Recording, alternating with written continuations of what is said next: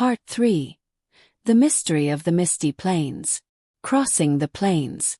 And his group set out toward the misty plains, shrouded in a thick fog that made visibility nearly impossible. Each step into the plains deepened their sense of disorientation, but the compass, glowing with a soft blue hue, guided them through hidden paths between rocks and marshes. "This place isn't natural," Kyle muttered, trying to mask his unease. "The fog is just part of the challenge." "Stay focused," Owen responded as he cautiously advanced. Encounter with the mysterious creatures. As they ventured further, strange beings appeared, transparent bodies with eyes glowing white. They weren't hostile initially, but they seemed to be closely observing the group. "Don't attack them," Owen commanded when one of the soldiers raised his weapon. One of the creatures slowly approached Owen, standing before him. Somehow, he felt it was trying to communicate. Closing his eyes, he focused on the strange sensation enveloping him. Suddenly, an image formed in his mind. A stone path leading to a large gate in the middle of the plains. "They're showing us the way," H exclaimed. The ancient gate. The path led them to a massive stone gate adorned with glowing symbols similar to those seen in the forest. The compass pulsed strongly, as if sensing it was near its goal. "Do we go in?" Kyle asked hesitantly. "We have no other choice. The truth lies beyond this gate," I replied, pushing it open with all his strength. Inside the hidden temple. Beyond the gate, they found themselves in an ancient temple that seemed to have been built centuries before the kingdom's rise.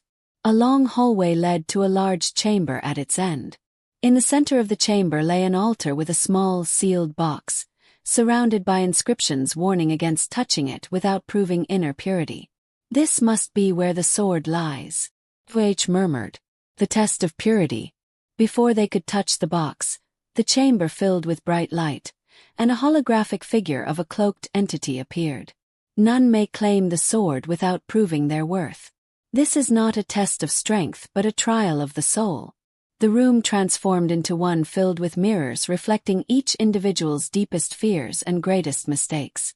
Each person had to confront their own image and reconcile with themselves. He faces his past. Owen saw an image of his father, a great warrior who was killed when Ari was young.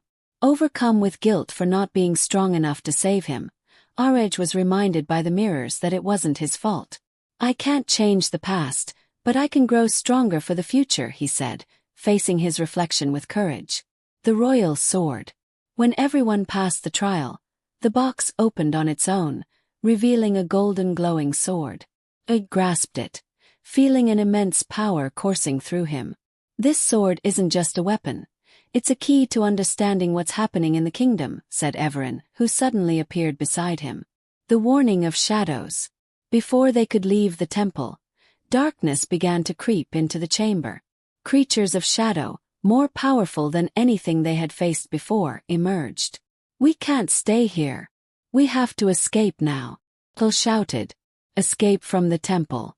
I used the sword to open a hidden passage, and they all ran toward the exit, pursued by the shadowy creatures. Upon reaching the gate, Ard turned and used the sword to unleash a beam of light that obliterated the dark beings.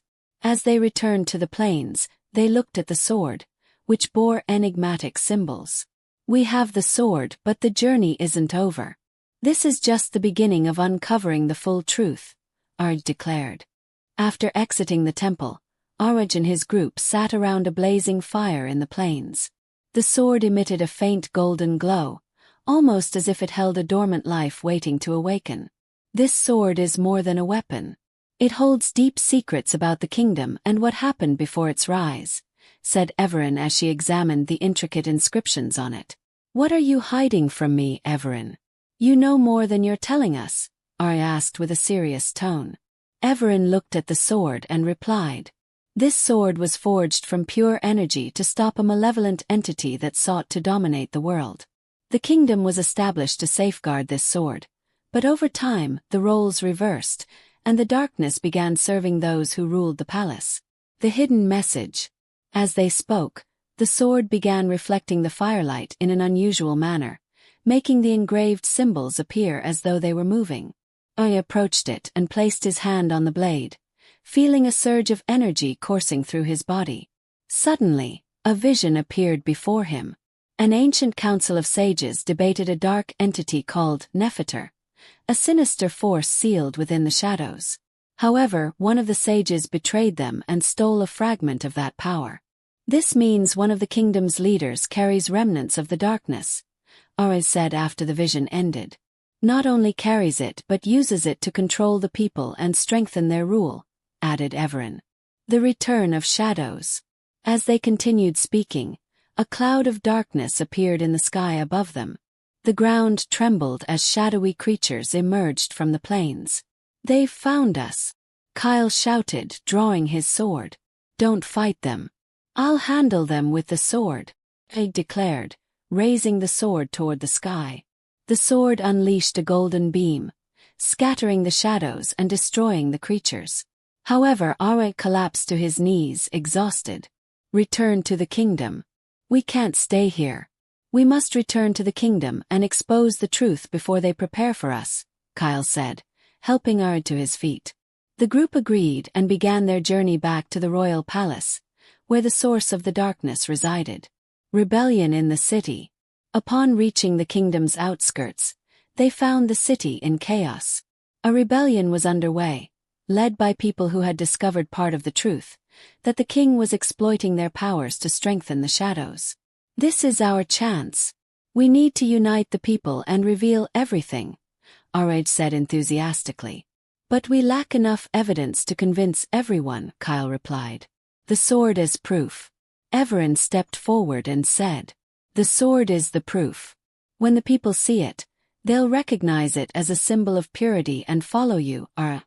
They entered the city, where a crowd gathered around them as Ara raised the sword high.